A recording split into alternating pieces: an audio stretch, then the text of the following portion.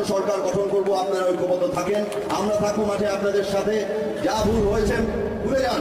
অন্যদিকে শেখ তন্ময় তিনি আরো জানান, জানুয়ারি মাসেই শেখ হাসিনাকে বাংলাদেশে ফিরিয়ে আনবো। আওয়ামী লীগের তাণ্ডব শুরু হয়ে গেছে বাংলাদেশের প্রতিটি জেলার আনাচে কানাচে। অন্যদিকে উপদেষ্টারা কিংবা সমন্বয়কারীরা ভয়ে থর থর করে কেঁপে বর্তমান এক একটা পীরের মুরিদ হওয়ার জন্য ব্যাকুল হয়ে গেছে। আজকে ছিল জামায়াতের কাছে, কালকে যাচ্ছে চরমনায়ের কাছে। একে একে সমস্ত সমন্বয়কারীরা কিংবা উপদেষ্টারাও বুঝে গেছে যে শেখ হাসিনা আসার সময় হয়ে গেছে, কারণ আমরা তো বাটপারি করে ক্ষমতায় বসছি।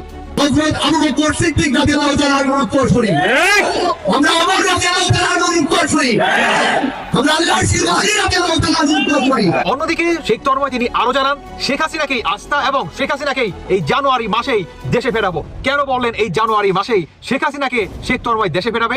এর ভিতরে আরেকটি বড় রিজন হচ্ছে এই জানুয়ারি মাসকে ঘিরেই শেখ মুজিবুর রহমানের বাংলাদেশে আগমন ঘটে এবং এই জানুয়ারি মাসেই শেখ হাসিনাকে বাংলাদেশে আসার একটি কথা চলতেছে। অন্যদিকে শেখ হাসিনা তিনি আরো জানান, এই জানুয়ারি মাসেই আমার বাবা আসছে বাংলাদেশে এবং আমিও আসবো বাংলাদেশে, তার বাহিনীদের পুনরায় উপরে ফেলে দিব। অন্যদিকে বাংলাদেশের সাধারণ জনগণ তাদের একটাই বক্তব্য, আগের সরকারই ভালো ছিল। শুধু এটাই না, বিদেশে এবং যুক্তরাষ্ট্র সহ সমস্ত জায়গায় আওয়ামী লীগের স্লোগান হচ্ছে এবং বাংলাদেশের প্রতিটি জেলার আনাচে কানাচে আওয়ামী লীগের স্লোগান হচ্ছে।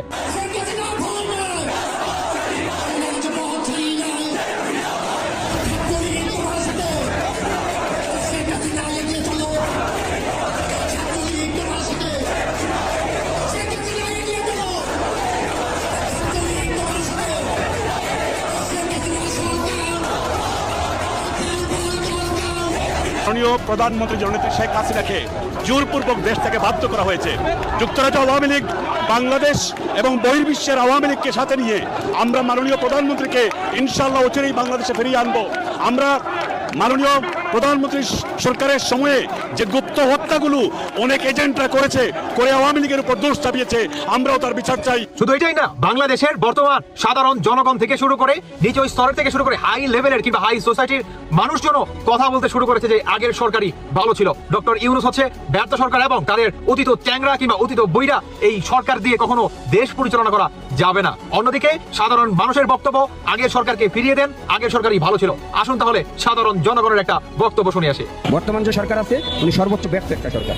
আমরা আগে খুব ভালো ছিলাম, আমার মনে হয় আগের সরকারকে আমাদের বাংলাদেশে ফিরিয়ে আনা উচিত। এটা আসলে আমরা আবেগের বসে করছি। সমন্বয়ক ছাত্র আমাদেরকে ডাকছে, আমরা ভাবছি যে না, এই সরকারের পরিবর্তন আসলে হয়তো বা দেশটা ভালো থাকবে, নিত্য প্রয়োজনীয় জিনিসের দাম কমবে।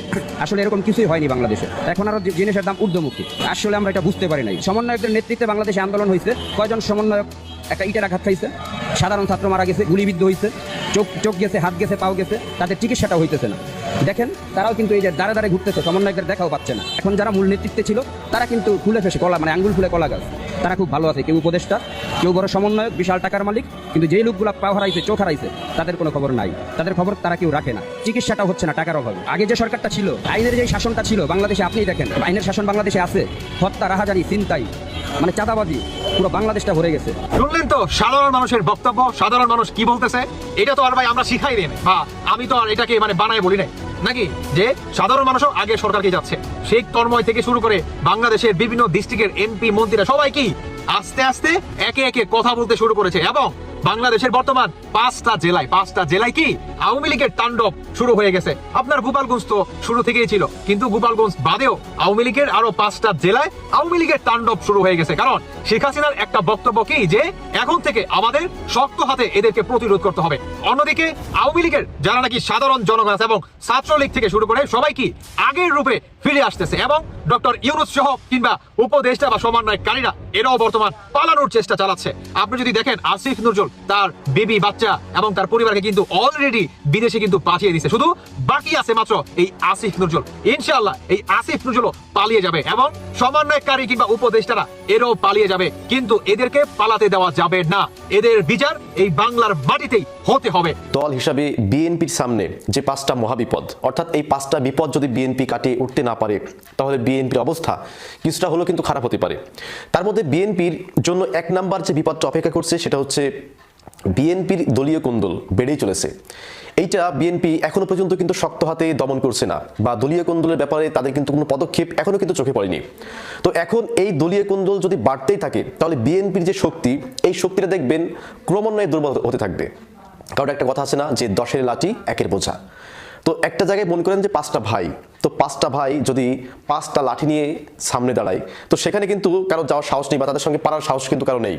তো এখন যদি আপনি ওই 5টা ভাইকে বিভক্তি করে ফেলতে পারেন বা 5টা ভাইয়ের মধ্যে দ্বন্দ্ব বাঁধিয়ে ফেলতে পারেন, তাহলে দেখবেন যে ওই পরিবারটা বা ওই যে শক্তিটা ওইটা একেবারেই দুর্বল করে দেওয়া সম্ভব। তো ঠিক তেমনিভাবে বিএনপির যে শক্তি, ফিল্ড লেভেলে যে শক্তি, এই শক্তিটা খুব বিরাট একটা শক্তি, কিন্তু এই শক্তিটা তখনই দুর্বল হবে যখন আপনি বিএনপির মধ্যে কোন্দল ঢুকিয়ে দিতে পারবেন।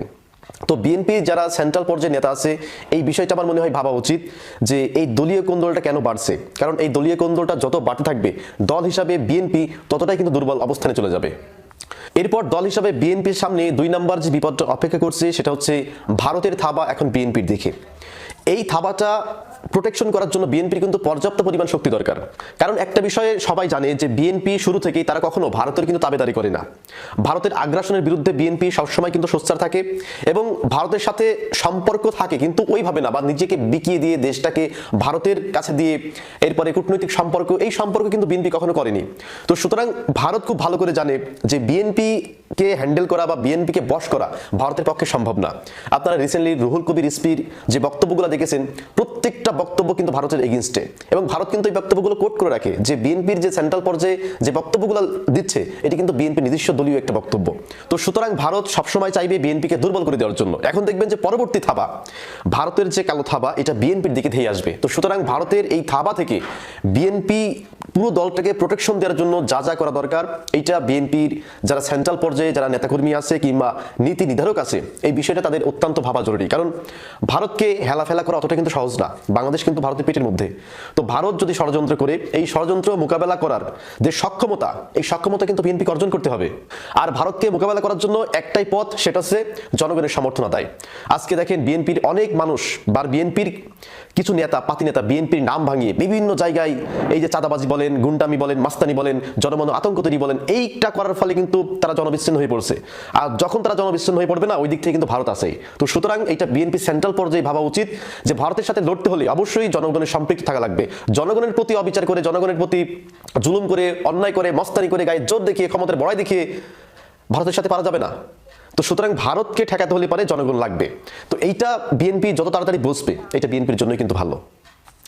বিএনপির সামনে 3 নম্বর যে বিপদটা, এটা বিপদ বলা যায় কিনা আমি জানি না, এটা আমি বলতে পারি রিস্ক, মানে একটা ঝুঁকি। সেটা হচ্ছে যে বিএনপি প্রথমে হয়তো মনে করেছিল যে এখন নির্বাচন সামনে যখন আসবে, নির্বাচনের মাঠ কিন্তু ফাঁকা, এই মাঠে কিন্তু আওয়ামী লীগ নাই। আর বাংলাদেশে এখন বর্তমানে প্রধান দল বলা হয় বিএনপি এবং আওয়ামী লীগকে। তো যেহেতু আওয়ামী লীগ মাঠে নাই, তো সহসাই ফাঁকা মাঠে গোল দিয়া বিএনপির পক্ষে অনেকটা সহজ হতো। কিন্তু এখন নির্বাচনের প্রধান প্রতিপক্ষ কিন্তু জামাত। আপনারা দেখতে পেরেছেন যে রিসেন্টলি যে বিএনপি এবং জামাতের মধ্যে দফায় দফায় তাদের যে মানে মানসিক যুদ্ধ এটাকে বলা চলে, সেটা কিন্তু চলছে। একে অপরের প্রতি কাদা ছড়াছড়ি, একে অপরের প্রতি দোষারোপ, এটা কিন্তু হচ্ছে। আপনারা দেখেছেন যে এই যে রুহুল কবির রিজভি, তিনি কিন্তু জামাতকে দখলদার বলেছে, এরপরে 71-এর স্বাধীনতা বিরোধী কিন্তু বলেছে। তো সুতরাং এর থেকে আমরা বুঝতে পারি যে বিএনপি জামাতের মধ্যে সম্পর্কটা কিন্তু আগের মতন নাই। কারণ রাজনীতির ময়দানে কোনো সম্পর্ক কেউ রাখে না, এটাই বাস্তব কথা। তো রাজনীতিতে যেহেতু কোনো সম্পর্ক নাই, যার ফলে বিএনপি এবং জামাতের মধ্যে যে কোন্দল সৃষ্টি হবে, এটা আমি এর আগের ভিডিওতে কিন্তু বলছিলাম যেটা হবেই। কারণ যেহেতু মাঠে আওয়ামী লীগ নাই, এখন মাঠে রয়েছে বিএনপি এবং জামাত, এবং বর্তমানে জামাতও কিন্তু অনেক শক্তিশালী হয়ে উঠেছে। কারণ জামাত দিকে যে এইবার যে সরকারটা পড়ে গেছে বা যে সুযোগটা এসেছে, এইটা কিন্তু কারণ নিজস্ব আন্দোলনের জন্য না, যে বিএনপি আন্দোলন করে সরকার ফেলেছে, জামাত আন্দোলন করে সরকার ফেলেছে, বরং এদেশের সর্বস্তরের জনগণের আন্দোলনের ফলে এই বিজয়টা এসেছে। তো সুতরাং জামাত যেভাবে সুযোগ নিবে, বিএনপিও কিন্তু সেভাবে সুযোগ নিবে। তো সুতরাং এই বিএনপির এখন প্রধান প্রতিপক্ষ হচ্ছে জামাত। তো এইটাও বিএনপিকে মাথায় রাখতে হবে। এটাও কিন্তু বিএনপির জন্য আমরা বলতে পারি একটি অশনি সংকেত। এরপর সামনে বিএনপির জন্য 4 নম্বর যে বিপদটা, সেটা হচ্ছে মিডিয়া বিএনপির বিরুদ্ধে চলে যাচ্ছে। আপনারা অনেক জায়গায় দেখেছেন যে বিএনপি যদি কোনো ভালো কাজ করে, সেই সংবাদটা কিন্তু খুব ছোট্ট আকারে ওই বলতে পারি যে কোনো পত্রিকার শেষ পেজে এটা লেখা হচ্ছে যে বিএনপি কম্বল বিতরণ করলো, বিএনপি বৃক্ষরোপণ করলো, বিএনপি কাউকে অনুদান দিল, ছোট্ট করে সংবাদগুলো প্রকাশ করা হচ্ছে। এবং বিএনপি যখন কোনো খারাপ কাজ করতেছে, এইটা কিন্তু খুব ভালো করে হাইলাইট করা হচ্ছে, মানে বেশি বেশি বিএনপির নেগেটিভ সংবাদগুলিকে কিন্তু প্রচার করা হচ্ছে। এটা আমরা বলতে পারি বিএনপির জন্য একটা বিপদ, যে দিন যত যাচ্ছে তত কিন্তু বিএনপির নেগেটিভ সংবাদগুলি আপনার প্রচার করা হচ্ছে। বিএনপি যদি কোনো জায়গা থেকে 10 টাকা ইজারা তোলে কিংবা চাঁদা তোলে, এইটাকে হেডলাইন করে দেওয়া হচ্ছে যে অমুক জায়গায় বিএনপি চাঁদাবাজি, অমুক জায়গায় বিএনপি দখলবাজি, অমুক জায়গায় বিএনপির হচ্ছে হাট দখল, বাজার দখল, এরপর গুন্ডানি মস্তানি, এই সংবাদগুলো বেশি বেশি করে প্রচার করা হচ্ছে। তো সুতরাং এই বিষয়টাতে বিএনপির কিন্তু খুব বেশি অ্যালার্ট থাকতে হবে যে এই মিডিয়াগুলি যেন সুযোগ না পায়, অর্থাৎ আমাদের নেগেটিভ যে সংবাদগুলি আছে এই নেগেটিভ সংবাদগুলি কেন হচ্ছে এবং কারা তৈরি করছে বা এর পিছনে কোনো শক্তি আছে কিনা এই বিষয়ে বিএনপি তদন্ত করা উচিত। এরপরে বিএনপির সামনে 5 নম্বর যে বিপদটা সেটা হচ্ছে অনুপ্রবেশের ফলে ঝুঁকিতে বিএনপি। বিভিন্ন জায়গায় বিএনপিতে অনুপ্রবেশ, অর্থাৎ দেখবেন যে যখন বিএনপি দুঃসময় ছিল বিএনপির নাম শুনলেই পুলিশ অ্যারেস্ট করতো। কত তৃণমূল পর্যায়ের নেতাকর্মীদেরকে আমরা সোশ্যাল মিডিয়াতে ছবি দেখেছি যাদের তারা বাড়িতে থাকতে পারে নাই, ধান ক্ষেতের মধ্যে রাত্রি যাপন করেছে, লাউ ক্ষেতের মধ্যে রাত্রি যাপন করেছে, মাঠের মধ্যে রাত্রি যাপন করেছে। এই যে শীত, এই শীতের মধ্যে ছোট্ট একটা চাদর নিয়ে মাঠের মধ্যে শুয়েছিল। গরমের সময় যখন আমরা এসির মধ্যে ছিলাম, ফ্যানের তলায় ছিলাম, সেই সময়ও তারা ওই ধান ক্ষেতের মধ্যে ছিল, কোনো ঝোড় জঙ্গলে তারা কিন্তু লুকিয়েছিল। এত কষ্টে যারা রাত্রি যাপন করেছিল সেই সমস্ত মানুষদের চাইতে যারা সুসময়ের মানে যারা দুঃসময়ে বিএনপির পাশে ছিল না বরঞ্চ অন্য কোনো দলের সাথে লিয়াজু করে চলছিল, তারা আমরা দেখতে পাচ্ছি যে বিএনপির বড় বড় পদ দখল করে আছে। তৃণমূল পর্যায়ে যারা এত সংগ্রাম করেছে, কষ্ট করেছে বিএনপি দুঃসময়ে, সেই সমস্ত নেতাকর্মীদেরকে মূল্যায়ন করতে আমরা কিন্তু এখনো দেখছি না। মূল্যায়ন তাদেরকেই করা হচ্ছে যারা দুঃসময় বিএনপির পাশে ছিল না। 14 সালে আমরা বিএনপির পক্ষে যাদেরকে কোনো আন্দোলন করতে দেখিনি, 18 সালে আমরা দেখিনি, সেই সমস্ত মানুষগুলিকে আমরা দেখতে পাচ্ছি বিএনপির বড় বড় পদ নিয়ে এখন বড় বড় লিডার হয়ে গেছে। তো এইটা বিএনপির জন্য একটি অশনি সংকেত। যদি বিএনপি তৃণমূল পর্যায়ে নেতাকর্মীকে বা নেতাকর্মীদেরকে মূল্যায়ন না করে তাহলে বিএনপির অবস্থাও কিন্তু আওয়ামী লীগের মতো হয়ে যাবে। তো সুতরাং আগে মূল্যায়ন করতে হবে তৃণমূল কর্মীদেরকে। আপনার দলের জন্য সবচাইতে যে বেশি স্যাক্রিফাইস করেছে, সবচাইতে যে নিজের জীবনকে উৎসর্গ করেছে, শীতের সময় কম্বল বাদ দিয়ে যে ওই ধান ক্ষেতের মধ্যে ঘুমিয়েছে, গরমের সময় যখন বড় বড় লিডাররা এসির মধ্যে ছিল সেই সময় ওই কর্মীটা ধান ক্ষেতের মধ্যে ঘুমিয়েছে, ঝড়ে জঙ্গলের মধ্যে ঘুমিয়েছে, সেই কর্মীকে যদি বাদ দিয়ে সুসময়ের এই দুধের মাছদেরকে নিয়ে যদি দলকে গঠন করা হয়, কমিটি দেওয়া হয়, এই বিএনপি বেশি দিন লাস্টিং করবে না। তো সুতরাং এইটাও বিএনপির পক্ষে ভাবা উচিত বলে আমি মনে করি। শেখ হাসিনা গতকালকে একটা কনফারেন্স করেছেন, কনফারেন্স করে তিনি 18 তারিখ বাংলাদেশে হরতাল ডেকেছেন, সাধারণ হরতাল। এই হরতাল সবাই আপনারা সফল করুন।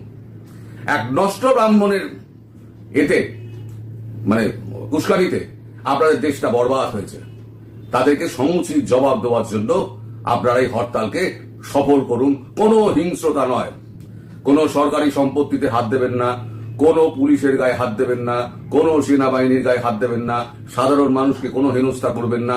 এটাই বুঝিয়ে দেওয়ার সময় যে ওরা কি ছিল আর আওয়ামী লীগ কি। আওয়ামী লীগ দেশে শাসন প্রতিষ্ঠা করতে চায়। এরা যে এসছে না, এই যে যত এই উপদেষ্টা যারা এসছে, এই যে ইউনূসের সরকারের যারা আছে, আমি বলবো উপদেষ্টারা সবকিছু তো করেন না, করেন হচ্ছে গিয়ে এই যত ওই যে কচি কচি ন্যাজমোটা সাংসদ আছে, উপদেষ্টা আছে না ন্যাজমোটা, হ্যাঁ, তারা আবার বড় বড় ভাষণ মারে, তারাই পেছন দিক দিয়ে কলকারিটা দাঁড়িয়ে চালায়। ডক্টর ইউনূস আর হাতে কিছু নেই, তিনি পুতুল হয়ে গেছেন। বাংলাদেশ, ভারত, পাকিস্তান নতুন এক ডাইমেনশন। কেউ কেউ বলছেন যে ভারতের বিপরীতে পাকিস্তানি হতে যাচ্ছে বাংলাদেশের আগামী দিনের সবচেয়ে বড় সহযোগী, পার্টনার কান্ট্রি বা প্রতিবেশী অবস্থান থেকে একটা বড় ভূমিকা রাখবেন। কিন্তু এটা আসলে আদৌ কতটুকু সম্ভব হবে? তবে 53 বছর ধরে পাকিস্তানের জন্য যে বাধাগুলো ছিল, জঞ্জালগুলো ছিল, কোথাও না কোথাও একে একে সবকিছুকে সরিয়ে দিতে সহযোগিতা করছে ডক্টর ইউনূসের এই সরকার। এই অন্তর্বর্তী সরকারের সময় পাকিস্তানের সাথে যেই ধরনের সৌহার্দ্যপূর্ণ সম্পর্ক তৈরি হচ্ছে, পাকিস্তানের সাথে ভিসা ইস্যুতে যে ঝামেলাগুলো ছিল সেগুলোকে যতটুকু সহজ করা হচ্ছে, বাণিজ্যিক ইস্যুতে যতগুলো ঝামেলা ছিল এগুলাকে যতটা সহজ করা হচ্ছে, এগুলো নতুন একটা অবস্থান তৈরি করছে। এ নিয়ে পজিটিভ নেগেটিভ দুই ধরনের আলোচনাই আছে। আপনারা সকলেই অবগত আছেন যে এই মুহূর্তে পাকিস্তানের একটা বিশেষ প্রতিনিধি দল বাংলাদেশে অবস্থান করছেন। সরকারের উচ্চতর পর্যায়ের মহলে তারা কানেক্টেড, এই মুহূর্তে কথাবার্তা বলছেন এবং সর্বশেষ ডক্টর ইউনূসের সাথেও তারা কথা বলবে। তবে সরকারের কাছে তারা একটা আবদার করছে, একটা জিনিস তারা চাইছে, একটা না একাধিক জিনিস। আপনারা জানেন যে পাকিস্তানের যেই ব্যবসায়িক নেতৃত্ব যারা সংগঠন যেটা আছে, তারা এই মুহূর্তে বাংলাদেশে অবস্থান করছেন। পাকিস্তানের ব্যবসায়ীরা পাকিস্তান এবং বাংলাদেশের ব্যবসাকে আরো বিশাল আকারে প্রসারিত করার জন্য তারা আপনার মানে প্রস্তাব দিচ্ছেন সরকারকে। তো এর মধ্যে সমস্যা হিসেবে তারা যেটা খুঁজে পেয়েছেন ভিসা জটিলতা এবং সরাসরি পাকিস্তান এবং বাংলাদেশের মধ্যে ফ্লাইট নাই। আর এই ঝামেলাগুলোর কারণে এই যে ব্যবসায়িক বা দুই দেশের মধ্যে দ্বিপাক্ষিক সম্পর্কের উন্নয়নটা সম্ভব হচ্ছে না। এই কারণে বিদ্যমান এসব জটিলতা নিরসনের জন্য সরকারের প্রতি আহ্বান জানিয়েছেন পাকিস্তান দেশটির শীর্ষ ব্যবসায়ীরা। এখন ভিসা ইস্যু নিয়ে আমি আগে একটা নিউজ দিছি যে খুবই সহজ করে দেওয়া হচ্ছে। এখন পাকিস্তানিরা চাইলেই বাংলাদেশে খুব সহজে আসতে পারবে, বাকি আছে ফ্লাইটের ইস্যু। তো গতকালকে আমাদের বাণিজ্য উপদেষ্টা শেখ বশিরউদ্দিনের সাথে বৈঠককালে এই সমস্যাগুলো তুলে ধরেছেন বাংলাদেশ সফররত পাকিস্তানের একটি ব্যবসায়িক প্রতিনিধি দল। ঢাকায় নিযুক্ত পাকিস্তানের হাই কমিশনার সৈয়দ আহমেদ মারুফও তাদের এই প্রতিনিধি দলের সাথে সরকারের বাণিজ্য উপদেষ্টা ওনার সাথে এই মিটিংয়ে ছিলেন। পাকিস্তানি ওই ব্যবসায়ী প্রতিনিধি দলের নেতৃত্ব দিচ্ছেন federation of Pakistan chamber and commerce and ইন্ডাস্ট্রির যিনি সভাপতি আছেন আতিফ ইকরাম শেখ। তো তারা বাংলাদেশের আমন্ত্রণে আসছে। দুই দেশের দ্বিপক্ষীয় বাণিজ্য, ভিসা সহজীকরণ, সরাসরি বিমান চলাচল এবং ভবিষ্যৎ বিনিয়োগ সম্ভাবনা নিয়ে আলোচনা হচ্ছে। তো শেখ বশিরউদ্দিন বলছেন, দুই দেশের জনসংখ্যার আকার বিবেচনায় বাণিজ্যের পরিমাণ খুবই কম আছে। উভয় দেশেরই সুযোগ রয়েছে বাণিজ্য বাড়ানোর। পাকিস্তানের সাথে বাণিজ্যিক সম্পর্ককে টেকসই করতে উদ্যোগ নেওয়া হয়েছে বলে জানিয়েছেন উপদেষ্টা। তিনি বলছেন, বাংলাদেশের ব্যবসায়ীদের সাথে পাকিস্তানি ব্যবসায়ীদের আরও বেশি আলোচনা হওয়া দরকার। নিজেদের মধ্যে সহযোগিতা বাড়ালে দুই দেশই লাভবান হবে। আর এখানে সরাসরি ফ্লাইট না থাকায় যে সমস্যাগুলো, এগুলো নিয়েও আপনার এখানে আলোচনা হয়েছে। তো খুব শীঘ্রই সরকার এগুলোর ব্যাপারে উদ্যোগ নেবেন। তো বাংলাদেশ সরকার এই উদ্যোগটাকে বাংলাদেশের আভ্যন্তরীণ জনগণের একটা অংশ, তারা বলছেন সরকার কি তাহলে এই সরকার ইউনূসের সরকার এটা কি পাকিস্তানকে সুযোগ সুবিধা দিতে আসছে? এটা তো পাকিস্তানপন্থী সরকারে পরিণত হচ্ছে। 53 বছরে দেশে যা হয় না তাই ঘটানোর চেষ্টা করছে। তবে সরকার বলছে ভিন্ন কথা। ডক্টর ইউনূস বলছেন, কোনো একটা দেশের প্রতি নির্দিষ্টভাবে আমরা ডিপেন্ডেবল হতে পারি না। বৈশ্বিক এই যুগে শত্রু মিত্র দেশ বিদেশ অনেক কিছুতে পরিবর্তন আছে। ব্যবসা দুই দেশের জন্য লাভজনক। সো এখানে ব্যবসায়িক ফায়দা চিন্তা করা হচ্ছে, বাংলাদেশের স্বার্থ চিন্তা করা হচ্ছে। এখানে পূর্ব শত্রুতাগুলোর ইস্যুটা চিন্তা করা হচ্ছে না, এখানে জাস্ট ব্যবসায়িক স্বার্থ, যে এখানে বাংলাদেশের স্বার্থটা কি আছে, দেশের স্বার্থটা কি আছে। তবে এদেশের অধিকাংশ জনগণই বলছেন পাকিস্তান সরকারের প্রথম উচিত ছিল বাংলাদেশের কাছে ক্ষমা চাওয়া, এরপরে তাদের সাথে ব্যবসা বাণিজ্য দ্বিপাক্ষিক সম্পর্ক অ্যাজ ইউজুয়াল আমরা চালাইতে পারি। তবে এটা পাকিস্তান সরকার কখনোই চাইবে না, এটাও 100%। আপনি কি মনে করছেন যে পাকিস্তানের ক্ষমা চেয়ে আমাদের সাথে ব্যবসায়িক কার্যক্রম করার সুযোগ দেওয়া উচিত ছিল সরকারের, নাকি না এখন যেটা দিচ্ছে যে না ঠিকই আছে ব্যবসা বাণিজ্য হোক, দেশের মানুষ 2 পয়সা কামাক, পাকিস্তানও 2 পয়সা কামাক, জীবনযাত্রা উন্নত হোক, মানে আসলে কোনটা জরুরি?